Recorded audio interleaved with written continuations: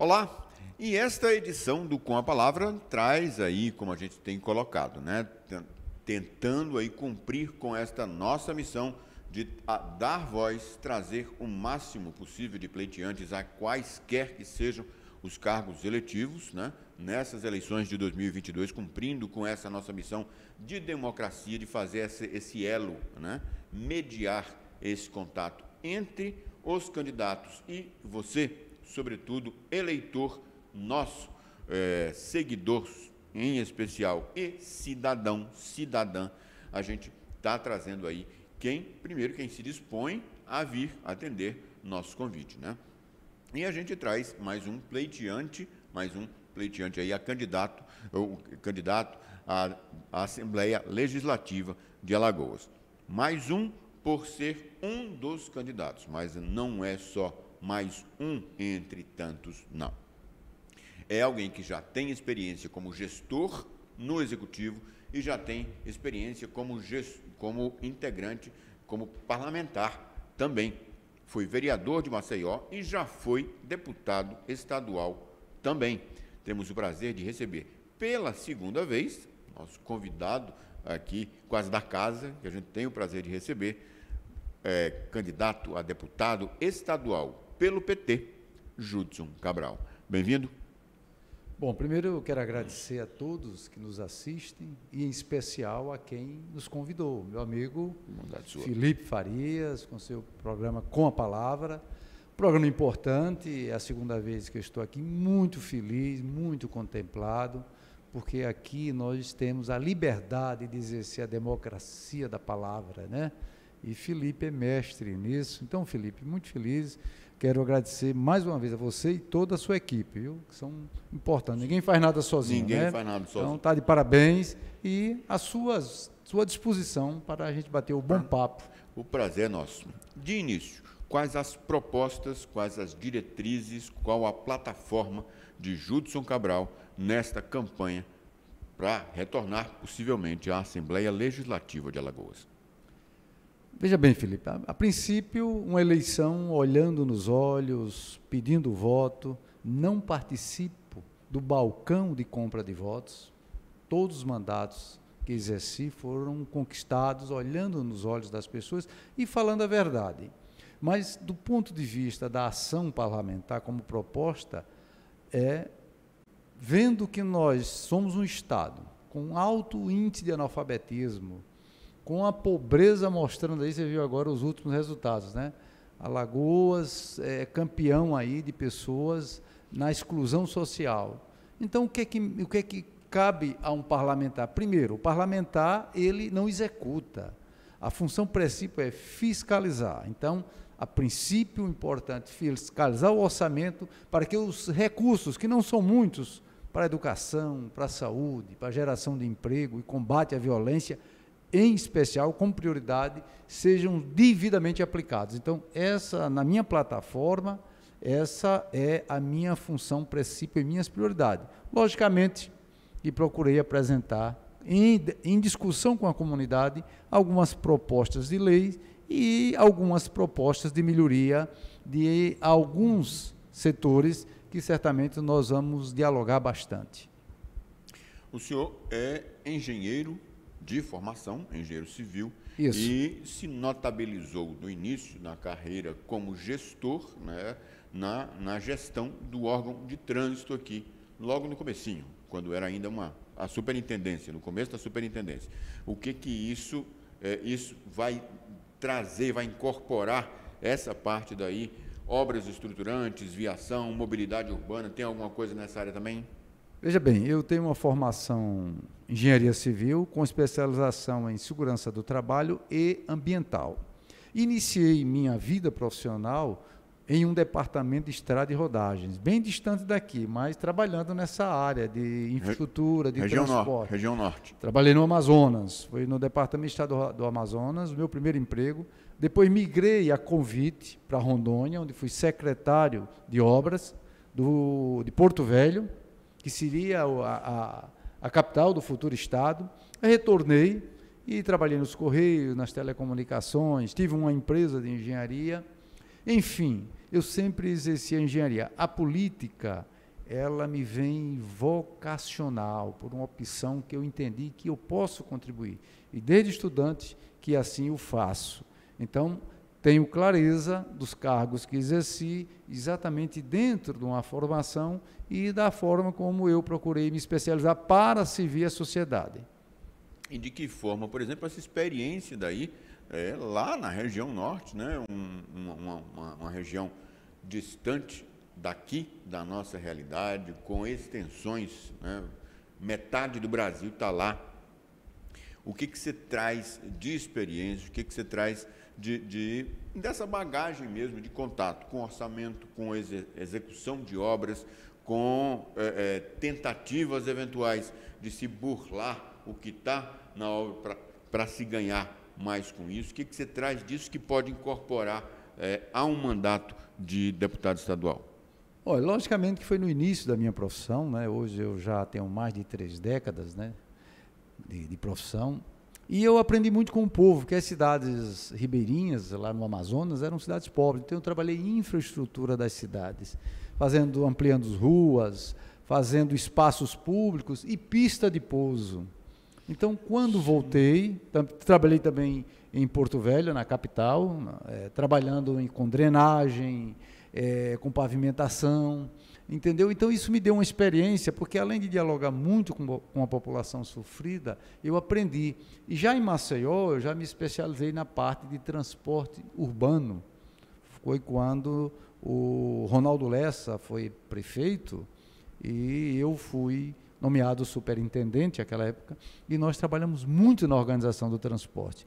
Me orgulho de dizer que o terminal do Benedito Bentes foi um projeto de construção nossa. Como reformei todos os terminais e fizemos, inclusive, naquela época o povo sofria muito com 3 tarifas, nós aplicamos a Câmara de Compensação, e aí passou a ter tarifa única. Foi um trabalho, eu diria assim, muito exitoso, deixou uma marca muito boa, e até hoje as pessoas lembram, taxistas, rodoviários e até a classe empresarial, porque nós fizemos com muita dedicação, como sempre fiz tudo aquilo que eu aceito, né? Já tive outras funções de gestão pública, que me orgulho de ter passado como chefe da engenharia dos Correios, foram 15 ou 16 anos nas telecomunicações, comandando a área de segurança do trabalho, e depois comandei a empresa de engenharia aqui do nosso estado, e fui diretor administrativo do Tribunal de Justiça, um convite que muito me honrou.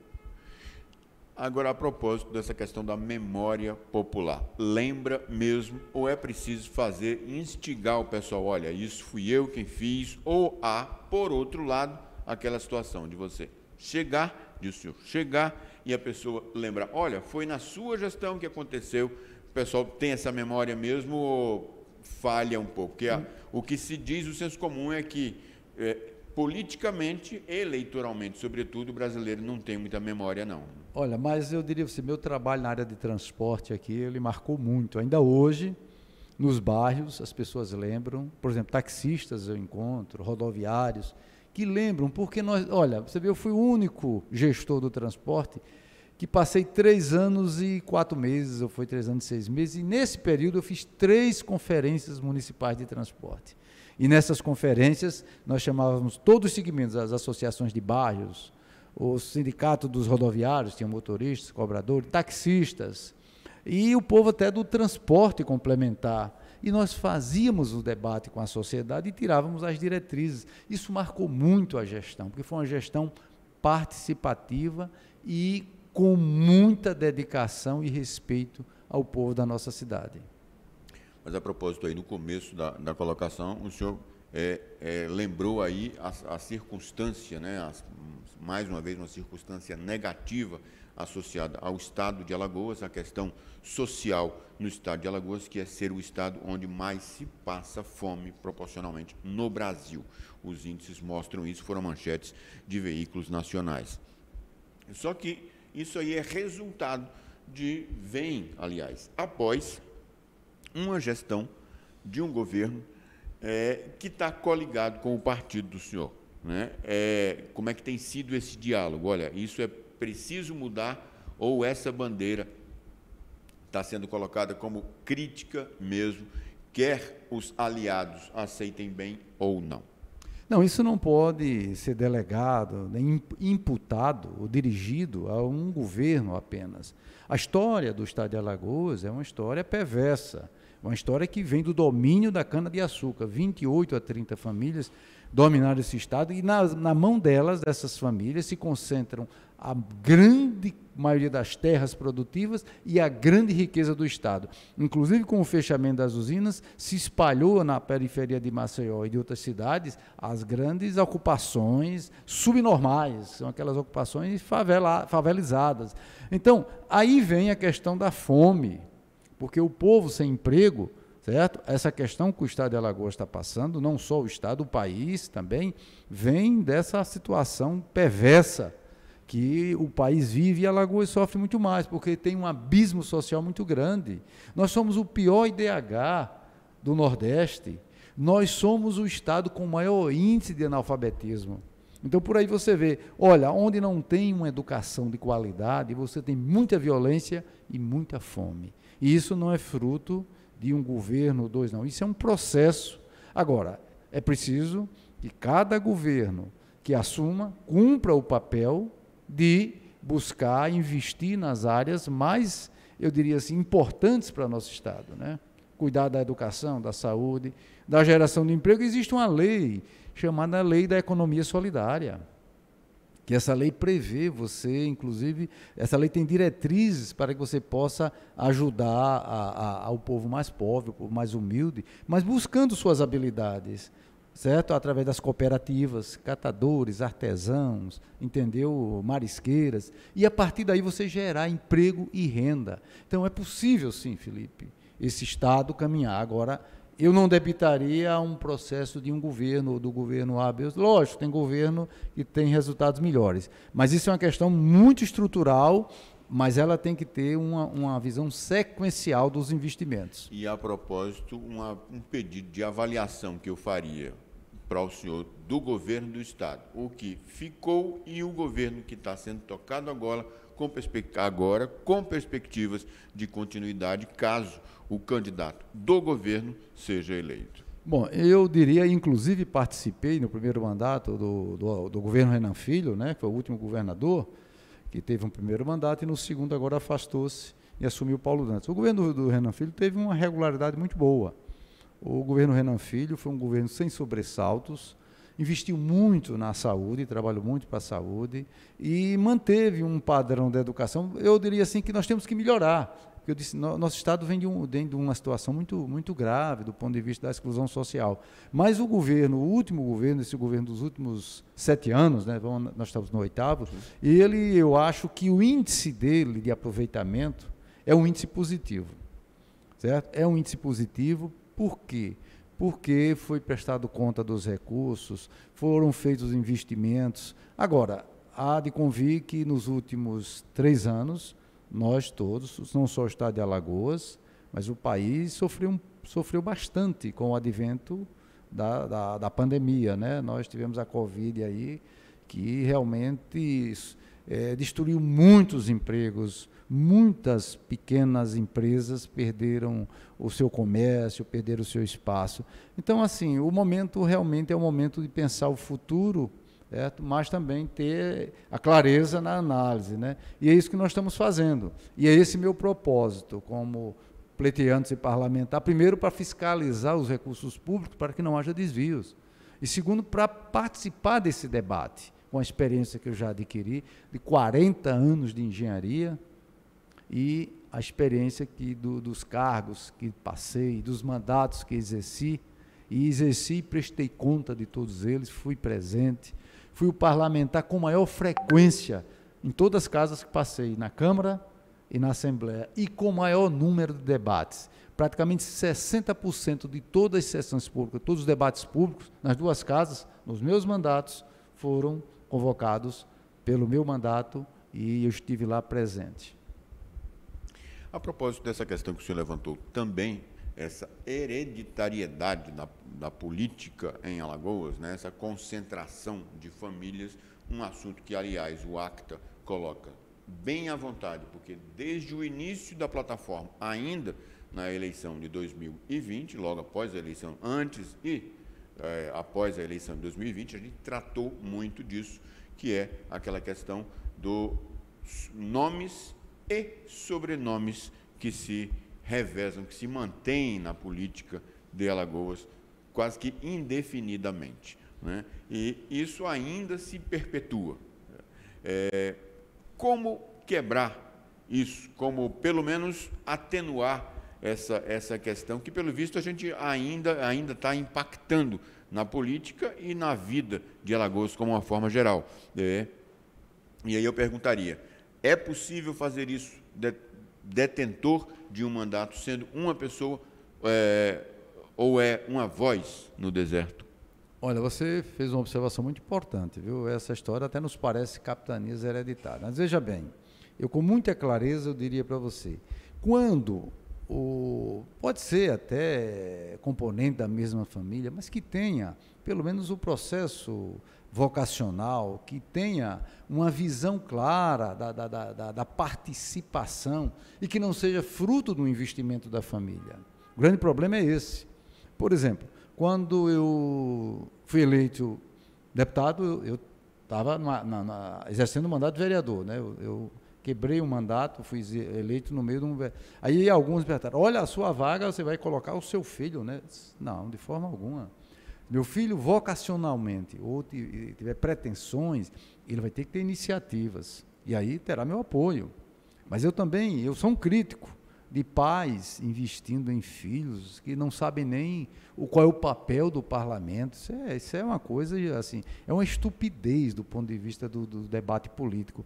Agora, não significa que amanhã eu tenho um filho ou uma filha que tenha vocação, que me acompanhe.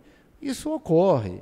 O que não pode são comprando mandatos através de cadastros, investimentos enormes, e quando essas pessoas conseguem um mandato, você não tem um debate, você não tem um projeto de lei, você não vê essa pessoa se manifestar. Agora, a população tem que ficar atenta, né? Quem elege é o povo.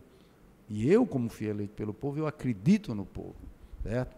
Agora, é preciso também fazer a crítica do mandato, do comportamento. Qual é o papel do parlamentar? Alguns chegam lá e não sabem nem qual é a sua função. Eu estou aqui fazendo o quê? Então, eu acho que nesse sentido, o comentário que você fez, e que eu também faço de forma crítica, é preciso que o povo tenha um olhar crítico e faça a seleção. É o povo quem escolhe. Então, nós não podemos, num Estado como o nosso, que precisa bastante de uma Assembleia, de uma Câmara de Vereadores, no momento da Assembleia, de uma Câmara Federal, com parlamentares que prestem conta, que saibam exatamente qual é o seu papel, que estejam preparados. É essa a mensagem que eu deixo.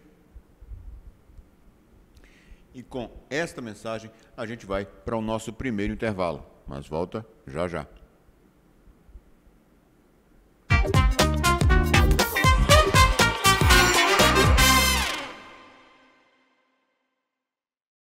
Neste Braskem Explica, vamos falar sobre como trabalham as equipes que cuidam das áreas de desocupação e monitoramento em Maceió. A limpeza é feita por 60 profissionais que removem entulho, fazem capinagem e pintam o meio-fio. Eles também fazem o tamponamento dos imóveis desocupados e ajudam a evitar alagamentos limpando bueiros e bocas de lobo. Mais de 68 mil toneladas de entulho já foram removidas dos bairros e enviadas para a Central de Tratamento de Resíduos de Maceió. Outros 10 profissionais fazem rotineiramente a dedetização e os fumacês para combater pragas e também o mosquito da dengue nos imóveis desocupados. Já a vigilância é feita por 307 profissionais da Central de Segurança e Monitoramento, que se revezam em rondas feitas com 6 carros e 13 motos. Saiba mais em braskem.com.br/Alagoas.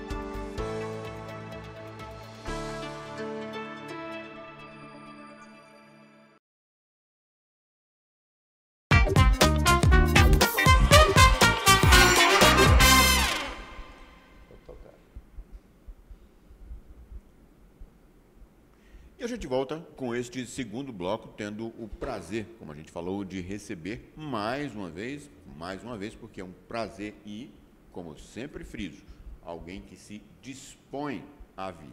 Isso é importante também? Por quê? Porque pleiteante a cargo ou detentor, ainda mais de um cargo eletivo, a pessoa tem meio que obrigação de prestar contas. Não tem que vir ao acta, não. Mas tem a obrigação de prestar contas a você. O espaço está garantido, o espaço está aqui, mas nem todo mundo vem. O ex-vereador, ex-deputado e candidato a deputado estadual pela Assembleia Legislativa veio uma vez, veio de novo, está aqui. E isso a gente enaltece com todos os entrevistados que a gente tem recebido. Mas aí, voltando, agora falando um pouco também, a gente tocou em propostas no primeiro bloco, falando um pouco mais de elementos políticos também. O senhor esteve recentemente em outro partido, no PDT, o senhor mencionou, teve essa gestão, iniciou a vida pública, por assim dizer, como gestor aqui em Alagoas, em Maceió, sob a gestão, a administração de Ronaldo Lessa, era vinculado muito a ele e esteve também no partido de Ronaldo Lessa, quando ele estava no PDT. Agora o senhor retorna ao partido do qual formou sua história, o PT. E PT está na coligação do MDB, que tem agora como candidato a vice-governador Ronaldo Lessa. Como é esse reencontro político com o ex-governador? Não, tranquilo. Eu, na realidade, a política é a arte, certo? De organizar a população, a sociedade, para o bem-estar social. Então, na política, você tem momentos que você tem aliados, tem momentos que você tem adversário. O que eu não faço na política, eu não procuro fazer é inimigo, porque o aliado de hoje pode ser o adversário de amanhã. Então, Ronaldo passa a ser um aliado dentro da coligação macra, não é mais coligação, mas no caso do cargo majoritário é uma coligação. No caso nosso parlamentar, certo? É federação. Então, na federação está PT, PV e PCdoB. O PT não lançou candidato a governador para majoritário, certo? Só tem candidatos na proporcional. Então, o Ronaldo faz parte dessa aliança que foi feita entre o PMDB e o PDT, do qual ele é vice. Tranquilamente, eu com o Ronaldo, nós temos uma convivência muito bem, eu diria assim, acoplada das nossas ideias. O fato de eu não ter, eu tive uma passagem rápida no PDT, até porque eu conheço o Ronaldo há 40 anos, nós somos colegas de profissão. Inclusive, ele é engenheiro também. Formados na mesma universidade. Então, assim, só que realmente a minha passagem no PDT foi muito rápida e eu retornei ao PT a convite, certo? Quando deixei o PT naquela ocasião, me afastei um pouco. Eu não estava com mandato, eu não me afastei com o PT levando nenhum mandato, eu apenas me afastei um pouco da militância, da convivência, e fui prestar assim, uma nova experiência no PDT. Mas foi coisa rápida e eu logo percebi a diferença de organização e o PT realmente é que me diz respeito. Então, eu no PT já milito há mais de 3 décadas, né? E volto tranquilo, não tive entraves. É bom deixar claro, eu fui muito bem recebido de volta. E por quê? Porque eu tenho uma identificação com a construção política que o PT defende e que o PDT também defende. O PDT é um partido de centro-esquerda, certo? O PT se coloca mais para a esquerda do que no centro, mas assim, a convivência foi uma convivência sadia, tranquila, e eu estou no PT realmente junto com a militância. Eu inclusive estou sendo apoiado pelo aquele PT raiz, o PT de base, o PT de organização, são sindicatos, são associações, são representantes que conhecem o meu trabalho e estiveram comigo nos meus mandatos. É onde Judson Cabral se sente mais à vontade do que no PDT? Ou assumir isso poderia causar uma rusga no PDT? Não, de forma alguma. Eu tentei contribuir com o PDT, entendeu? Mas assim, o padrão de organização do PT me diz muito mais respeito. Aí eu acho que eu explico tudo. Então, estou de volta ao PT, fazendo aquilo que eu sempre fiz, dialogando, participando, debatendo, inclusive... Com o perdão da interrupção, como é uma conversa, o nosso seguidor já está acostumado com esse apresentador fazer interrupções do entrevistado. É como se costuma dizer no interior, eu saí do interior, seja lá qual for, no meu caso, Vale do Mundaú, eu saí de cidade X, mas a cidade que não saiu de mim. Judson Cabral, na época, tinha saído do PT, mas o PT não saiu de Judson Cabral, e agora retornou. É verdade, porque o PT foi um partido que eu ajudei a construir aqui no estado de Alagoas, né? Eu participei, você sabe que eu fui candidato a governador, fui candidato a prefeito, eu participei, eu acho que de umas 10 eleições. Na época que o PT, pra você ter uma ideia, nas primeiras eleições do PT, nós imprimíamos naquele papel, tipo papel jornal, as cédulas, e nós íamos de caneta, nós tínhamos pouquíssimos recursos. Mas isso foi uma construção que me diz respeito, porque você sente que você construiu algo que é verdadeiro, entendeu? Então, foi um trabalho de base muito importante. Mas, assim, não tenho problemas com o PDT, eu não deixei rusgas com o PDT de forma alguma. Apenas chegou um momento que eu entendi, e o PT voltou a me convidar, eu entendi que não dava, eu não estava mais me sentindo à vontade dentro do PDT, dentro da linha da minha visão de construção, de debate, de militância, mas foi tudo dentro do tranquilo. E diante desse tempo, dessa experiência, dessa memória de convivência, obviamente que o senhor viveu também o momento crítico do desgaste que o partido, que o PT sofreu no Brasil todo. A gente pode até dizer, sem desmerecer, é uma questão apenas de constatação histórica. Era quase que um pecado, era quase que um crime dizer que era petista, alguma coisa assim, naquele momento mais crítico mesmo do desgaste do nome, da sigla, que se colocava abertamente, que era a proposta da direita, era destruir o partido, né? Como é que o senhor vivenciou aquele momento, achou que seria possivelmente o fim do partido? Hoje, como é que se sente em comparação com aquele momento? Como é que a militância vive em comparação, sente em comparação com aquele momento? Olha, Felipe, eu já tinha atravessado a experiência de 2005, né, com aquela história do mensalão, né, onde eu era vereador praticamente sozinho do partido, porque nós entramos dois, mas o colega mudou de partido na ocasião, né, deixou o PT. Logo nos primeiros 6 meses, e eu enfrentei o mandato sozinho, foi exatamente todo aquele bombardeio do mensalão, não foi fácil.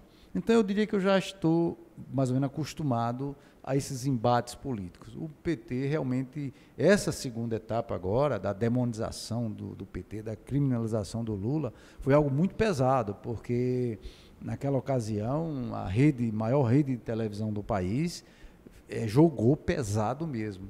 Mas, inclusive, o Lula, assim, a pessoa do Lula, o cidadão Lula, o homem, é um cidadão muito forte, porque resistir ao que ele resistiu foi algo muito, eu diria assim, desproporcional. E o PT está aí, com suas bases. Em momento algum, eu desacreditei no PT. Mas todos nós que fazíamos o PT, porque eu estava no PT desde quando o golpe da Dilma, né, quando a Dilma recebeu o golpe, perdeu a presidência, tomaram a presidência do PT, da presidente Dilma, tudo isso eu continuava, eu estava no PT. Entendeu? Esse não foi o motivo do meu afastamento. O problema foi de outra natureza, um problema pessoal meu e eu. Mas veja bem, o PT demonstrou que é um partido que foi construído, foi forjado num processo de base e num processo que tem a ver com a construção do país. Que o PT deu resposta nos mandatos do Lula e da Dilma. Só que até então, só para enaltecer aí o debate, no episódio do mensalão, bem como em outras denúncias que envolviam o partido posteriormente, antes ou depois, naquela época, sobretudo, não se chegava, não atingia a principal liderança do partido, que é o ex-presidente Luiz Inácio Lula da Silva. O escândalo do chamado Petrolão passou a atingir, tanto que, a despeito de tudo, Lula chegou a ser preso. Era aquela coisa de as denúncias não colavam, depois passaram a colar e viraram até hoje discurso da direita, de colar corrupção ao nome de Lula. Mas a população está começando, a população começou a refletir. Ora, o juiz que conduziu o processo junto com o promotor público federal demonstraram que eles eram os verdadeiros forjadores do processo judicial. É a mesma coisa, você ou eu, nós somos juízes, ou nós apitamos uma decisão e depois vamos comemorar com o time que é campeão, beijar a taça e pedir para tirar foto. Então foi o que aconteceu. O juiz que condenou o presidente Lula, o ex-presidente Lula, acabou a eleição, foi andar de braços, a passadas largas, com o elemento que se elegeu, que é presidente hoje. Então isso demonstra o quanto esse processo foi forjado. E o Lula resistiu a tudo isso, com humildade, de cabeça erguida, e hoje está demonstrando que o povo quer reconduzi-lo à presidência. Ele vai, mais uma vez, fazer um trabalho muito importante para esse país, porque é um trabalho que olha para o povo que passa fome, olha que esse país precisa entender que esse é um país que tem diferenças regionais acentuadas, e o Lula tem essa característica. Então, é muito importante, mas você enfoca aqui, é bom porque a gente pode se pronunciar, e eu tenho clareza disso, eu tenho clareza desse processo, e permaneço, nunca me afastei dos meus princípios. Eu me afastei da sigla por um curto espaço de tempo, mas não de princípios. Jamais alguém me viu envolvido com segmentos que atacam a democracia, que agem de forma fascista, que desvaloriza a mulher, que não trata da diversidade, que agride o pobre, que usa a religião com preceitos de ódio. Então, essa é que é a grande questão que nós hoje estamos enfrentando. Mais respeito, eu vivo numa democracia e estou lutando para que ela não sofra, certo? O abalo que quiseram dar, que ela resista. Eu estou nesse time, porque eu quero viver em paz, eu sou cristão, eu frequento com minha família a Igreja Católica, não sou alienado, mas sou cristão e frequento. Sou casado, sou família, tenho 3 filhos, 3 netos, e me orgulho de tudo isso, do que eu construí até hoje. E não abro mão da minha identidade. A política, eu não sou profissional da política. A política, para mim, é a visão clara de como cidadão eu quero ajudar a transformar essa sociedade para melhor. E a gente só consegue transformar se aceitar os desafios. E, mais uma vez, meu amigo Felipe, eu aceitei o desafio de disputar, ser eleito pelo povo, estar na Assembleia, fazendo o que eu fiz, imune a toda e qualquer operação de Polícia Federal, do que quer que seja, porque eu presto conta, não é só dos recursos, não, são dos meus atos à população. E esse âmbito mais geral, o âmbito Brasil, é o tema do nosso próximo bloco. Já, já.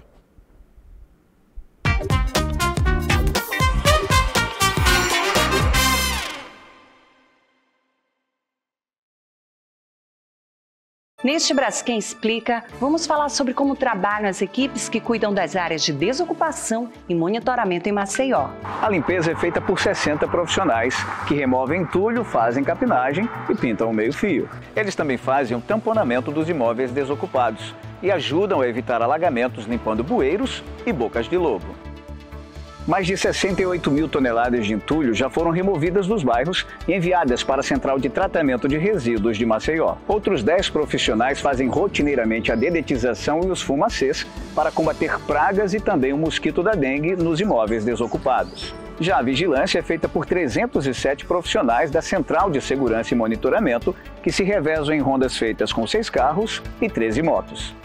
Saiba mais em braskem.com.br/Alagoas.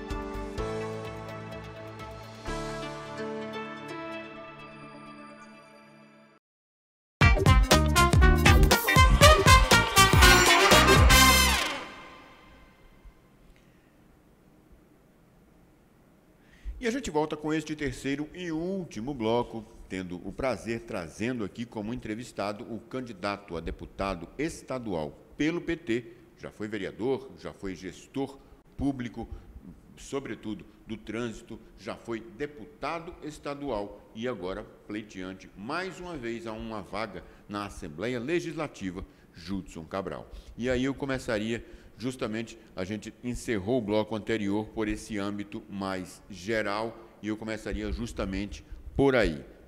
Diante dessa recuperação, ou essa pretensa recuperação da credibilidade, a gente tira pela liderança nas pesquisas do nome do ex-presidente Lula, é um cabo eleitoral indiscutível. É fácil ganhar a eleição nessa situação com Lula como cabo eleitoral? Bom, ganhar a eleição pelo campo da esquerda nunca foi fácil em situação quase que nenhuma. Agora, a população, à medida que o debate vai se aprofundando, ela começa a clarear um pouco as ideias. Então, nós estamos defendendo algo, por exemplo, eu me sinto muito à vontade para defender o programa do PT, para defender o Lula, porque as pessoas me depositam a confiança, porque eu já fui testado. Então, no meu caso, eu fico muito à vontade para fazer esse debate. Certo? Agora, ganhar a eleição não é fácil num estado, como eu lhe falei, com uma exclusão social tremenda. O balcão de negócios é muito forte na compra de voto. Então, eu sou eleito com as pessoas que manifestam independência. Então, é uma fatia menor, mas tenho consegui as outras eleições. Então, não é uma coisa tão fácil, não é. Não é porque hoje você sabe que nós vivemos muitas conquistas e eleições disfarçadas, onde o regime é capitalista e as pessoas que detêm o capital às vezes investem muito alto. Aí também é onde está o perigo. Mas melhorou bastante, né? Eu diria a você que da eleição passada, onde o PT perdeu, para essa há um equilíbrio e começa a se no campo das ideias, e as coisas começam a clarear, né? E aí eu acrescentaria um outro elemento de dificuldade, que é notadamente o perfil conservador em Alagoas, do eleitorado, da política de uma forma geral, do eleitorado em particular e, sobretudo, aqui em Maceió. A gente tira isso, pessoalmente eu tiro, pela quantidade de veículos com adesivos do presidente Bolsonaro. Nessa circunstância, qual é a tua oposição? É mais trabalho para fazer, chega a bater um medo de fazer política defendendo o PT nessa circunstância, ou não? Vamos para a luta, é um eleitor que pode ser conseguido, ou esse não tem jeito, vamos contar com o interior, com outras regiões. Bom, no meu caso, como as pessoas já me conhecem, me identificam, que eu sou um defensor do programa do partido, lógico, eu não abro mão de exaltar a figura do presidente Lula, mas como a gente vive numa democracia, eu tenho que respeitar o eleitor que chega para mim e diz, Judson, voto em você, mas não me fale em Lula.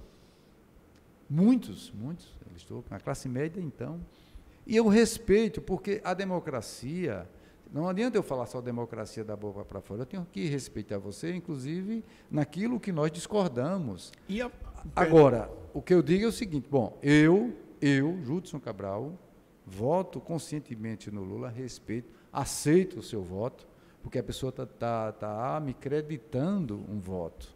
E aí digo, e você vai perceber que eu vou cumprir com as minhas obrigações. E lá na frente você avalia a questão presidencial. Mas não abro mão de deixar bem claro a minha opção e por que eu defendo o Lula e o programa do Partido dos Trabalhadores. E a propósito, fazendo até uma análise, eu pediria que o senhor fizesse uma análise com essa experiência política que tem, que é uma questão que o ACTA debate, a gente debate, coloca essas questões, por exemplo, no jornal do ACTA, quando faz uma análise sobre isso, o que o senhor atribuiria o eleitor, né, admitir que vota em Judson do PT, mas não vota no presidente Lula do PT também? O que seria isso? É um eleitor que não vota por ideologia, é um eleitor que vota só no nome, que é uma questão que eu defendo, o Brasil não vota muito por ideologia ainda, quando deveria votar Você já respondeu. A grande maioria dos eleitores vota nas pessoas.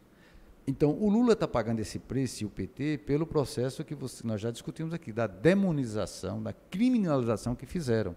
Porque em eleições anteriores não havia essa coisa tão explícita de excluir, de ligar o PT e a esquerda, a comunismo, a questão de a esquerda roubou. Não havia isso. Isso foi fruto, você sabe, de um processo de mídia, mas com o tempo as pessoas vão clareando. Então, aí vocês, mas como é que a pessoa vota? Vota porque as pessoas dizem, estou votando em você, eu não voto em partidos. A grande maioria do eleitorado age dessa forma. Por quê? O processo de conscientização, Felipe, na política, ele também passa pelo processo de educação política. Nem todo mundo que tem uma formação escolar, ou seja, que vai até a formação universitária, né, tem formação política. Então é preciso entender que nós nos ressentimos muito da formação política. Eu, por exemplo, eu vou ao mercado há 35 anos, e lá eu busco, às vezes, com as pessoas mais humildes, que não entendem, não têm nenhuma noção. Às vezes você vai no processo eleitoral e diz, epa, mas eu estou precisando, o senhor vai me ajudar? Eu digo, olha, espera aí, devo alguma coisa? Não, então não vou comprar a sua consciência, a política é algo nobre, minha senhora. Eu estou pedindo aqui para você ser o representante, a senhora vota com a sua consciência, depois pode me cobrar. Então, é um processo, não é tão simples assim, não quer dizer que... Mas a minha postura ajuda as pessoas a entender que para conquistar o voto não vale tudo. Isso não é um voto, isso é você está fazendo um negócio. Então, é preciso que as pessoas entendam, certo? E, lamentavelmente, boa parte mesmo das pessoas com escolaridade até superior não conseguem entender que o processo político é indispensável passar por um processo educacional, entendeu? Não é colocar nas escolas a questão ideológica, não é discussão ideológica, é a formação da organização social e política, preparando as pessoas para entender o seu papel de construção da democracia, do que é o parlamento, certo? Quais são os requisitos para que você aceite representar ou seja representado. Então, dentro dessa linha, o país ainda se ressente muito. Mas isso é um processo, e o Brasil tem que avançar, e esse debate aqui, me permita lhe dizer, você está fazendo avançar esse processo. Que bom. Eu já lhe agradeço desde já. É a nossa proposta, obrigado pelo reconhecimento.